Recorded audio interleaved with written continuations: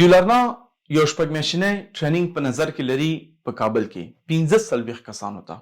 په دې ټریننګ کې به تاسو ته د کوم د سکرین کې ښکاري دغه کورسونه ټریننګ درکول کیږي په شمول د انټرپرنورشپ چې څنګه یو نظریه زه پیدا کوم څنګه تطبیق کوم په شمول د داس نور کوم اضافه کورسونه چې دي لیکن بنیادی کورسونه چې دي یو ایکس وای دی فرنٹ اند دی ډیجیټل مارکیټینګ دی او همچنان ګرافیک ډیزاین دی.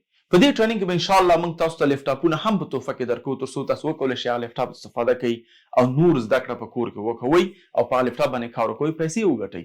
ان شاء الله دا ټریننګ مکمل مفت دی او تاسو موږ هلته شیدې چای هم درکو ترڅو پورې ټریننګ ته متوجه شئ. مختلف وختونه دا ټریننګ شته دی، سهار کې هم شته دی، مازدیګر کې هم شته دی، ماښام کې هم شته دی. چې کوم وخت تاسو ته برابرېږي ان شاء الله په هماغه وخت کې به دا ټریننګ تاسو درکول کیږي. لیکن دا ډیر مهم ټریننګ دی. ګورو نو په دې ټریننګ موږ کافي پیسې مصرفو. دلیل دا دی چې افغانستان کوم کسان چې پوهېدل هغوی متاسفانه افغانستان پریښی دی، زیاتور یې پریښی دی، کسان اوس هم شته دی. لیکن موږ سره ډېر ځوانان داسې چې د پوهنتون نه فارغ شوي دي یا بیخي درس یې نیولی او دوی نه پوهېږي خپل ژوند سره څه وکړي. په افغانستان داخل کې وظیفې هم نشته دی. نو موږ غواړو دوی د ټریننګ ورکړو 6 میاشتې او هغه نه بعد په دې 100% مطمئن یم دا په دې تیار وي چې نه فقط ملي بلکې بینالمللي ارګانونو کې به دا د کار کول تیار وي. الحمدلله خپل رزق به ګټي، خپل فامیل ته نه فقط خپل فامیل غور به کوي بلکې خپل د همسایګانو او د نورو مسلمانانو غور به هم ورسره وي.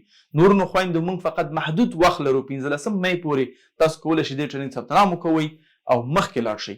یو خبره باید هیره نه کړئ چې دا ټریننګ د ثبت نام لپاره 2000 افغانۍ فیس شته دی. دلیل دا دی چې خلک چې مفت وي ثبت نام کوي او بیا نه ټلیفون جوابوي نه ټریننګ ته راځي فقط هغه ځای خرابوي. نو موږ څه شی کړي دي چې موږ جدي دغه فیس نیولی دی که چیرې دغه ټریننګ ته انتخاب نه شوي نو بدل تا ته موږ د یولرنا یو کلن سبسکرپشن درکو چې کوم 15 افغانۍ دی او که انتخاب شو تا ته موږ لیپټاپ هم درکو، تا ته موږ شودو چې هم درکو چې ټریننګ ته راشي. هر څه مفت دي. هغه خویندې چې حتی نشي کولی ټریننګ پورې راشي موږ کیدای شي لارې کرا هم په نظر کې ونیسو.